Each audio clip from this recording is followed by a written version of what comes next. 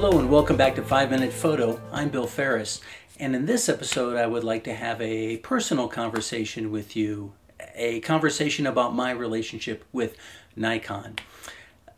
My first camera, the first camera I ever purchased for myself was a Nikon F3.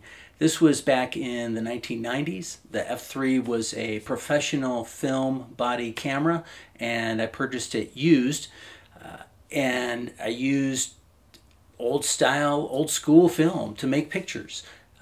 Back in the 1990s, I was very active in amateur astronomy, and so in addition to photographs I would take during the daytime, I also did quite a bit of night sky imaging.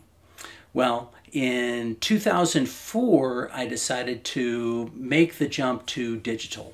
I had a young son who was bouncing around all over the place, and the Nikon F3 just frankly wasn't able to keep up with him, so I bought a Nikon D610. That was my first digital SLR camera body. That was in 2004. Now, in 2004, the D610 was state-of-the-art in a DX format camera body. 6 megapixels. It took compact flash cards, 3 frames per second burst rate, had an ISO range of 200 to 1600, and it had an electronic shutter, which today is very uncommon in the DSLR realm, but with that electronic shutter, the D610 was able to shoot between 30 seconds for a long exposure and 1/8,000th of a second in a short exposure, and its sync speed was 1/500th of a second. Okay, that's beyond what most professional bodies are doing today. 1/500th of a second flash sync speed. Now, it was also built around an actual CCD sensor. And so as you might imagine, its low light performance was not all that great. And of course, the technology was not as evolved as it is today. And with that ISO range of 200 to 1600, well, it was like a miracle to me, because I went from the F3, a film body, to a DSLR. And so back in the day, I would go out at night with my telescope, and I might shoot the night sky. I'd have a roll of ISO 1600 film in the F3. And I'd use maybe half that roll to take night sky exposures. The next day, maybe my wife and son and I would go to the zoo in Phoenix, and I'd want to take pictures of my son having fun at the zoo. It was his first time at the zoo. Well, with ISO 1600 film, there's no way I could get an exposure short enough that would actually be properly exposed, and the ISO 1600 film was all grainy and awful, and I ended up wasting a lot of film because I always had a roll of film in from the last time I was taking pictures, and the last time I was taking pictures, the lighting conditions were completely different from what I needed to do at that moment. With a DSLR, with a D610, I could change the ISO. I could go from 200 in the middle of bright midday sunlight to 800 if I was shooting in a room. Or if the clouds rolled in, or if the sun was sitting, I could go up to 600 or 800 and still make pictures without having to change any film, all on one card, a compact flash card. It was a miracle to me. Well, in 2010, I was hiking in the Grand Canyon with my D610, and to make a long story short, I was caught in a rock slide, and I went for a tumble. The D610 went for a tumble. The D610 was essentially destroyed, and so I had no digital SLR camera. Well, in May of 2010, I decided to replace the D610, and I upgraded to the Nikon D90.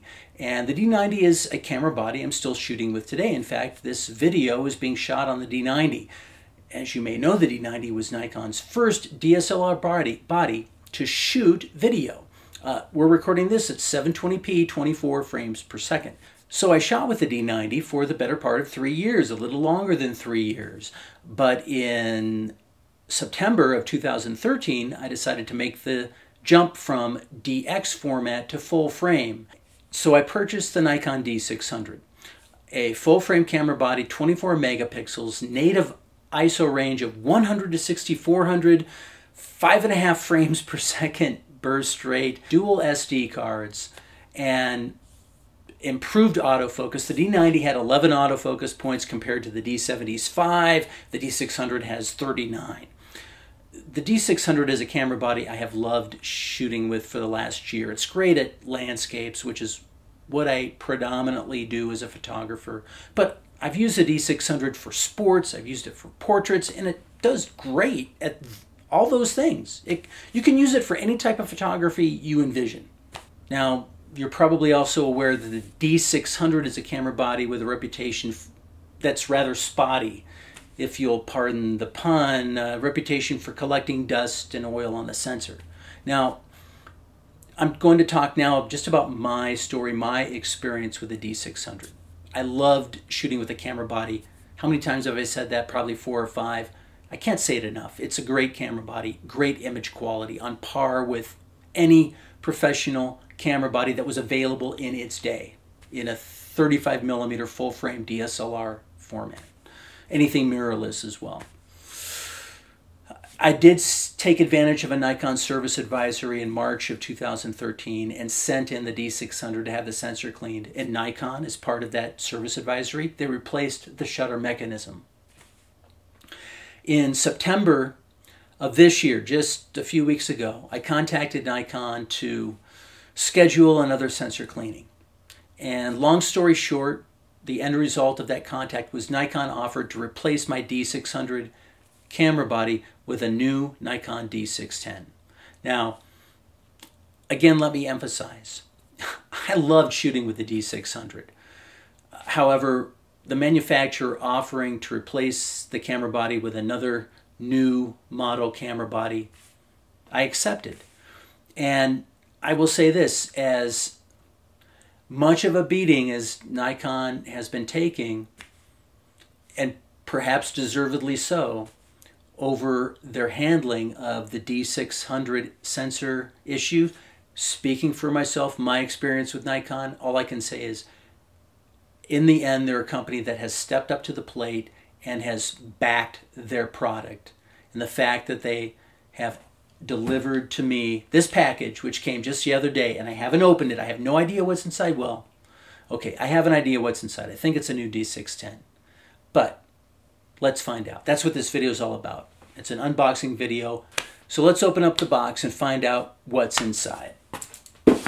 All right.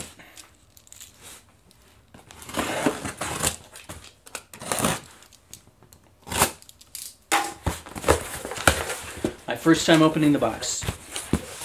Absolutely no idea what's inside. Packing slip. It's an invoice repair slip, and what it states is that Nikon has replaced the product with a D610 FX format body. According to the packing slip, this package includes the camera body, the body cap, and basically no other accessories.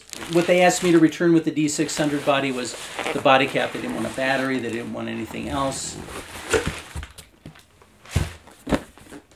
So here we go. It's a Nikon D610 box. And it says the package includes a strap, rechargeable lithium-ion battery, battery charger, USB cable, eyepiece, caps, software, user's manual, and warranty.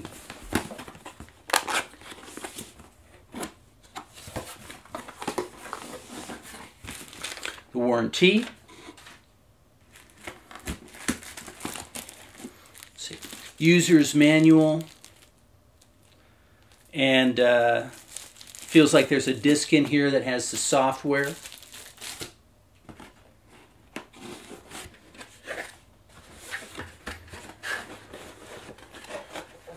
And in this box, we have the typical accessories, the battery charging station, a battery, an eyepiece cover, and this appears to be a camera body.